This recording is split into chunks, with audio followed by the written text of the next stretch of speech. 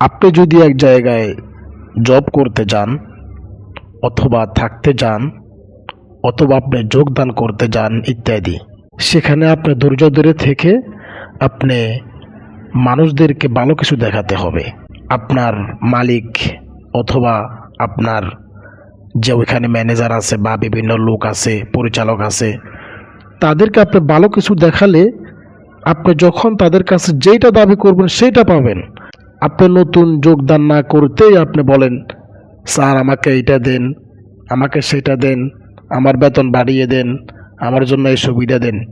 ভাই, আপনাকে তো সে চিনে না, আপনাকে তো সে বুঝে না, তাহলে কিভাবে আপনার বেতন আপনার স্যালারি সেই বাড়াবে?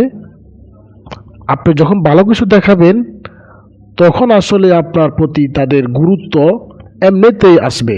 তখন আপনি যখন চলে আসবেন তারা আপনাকে ধরে রাখবে যে তুমি যেতে পারবে না, তুমি আমাদের এখানে থাকতে হবে, তুমি তুমি ভালো কিছু আমাদেরকে দেখাইছো, তুমি আজকে যা চাইবে তুমি আজকে তাই পাইবে।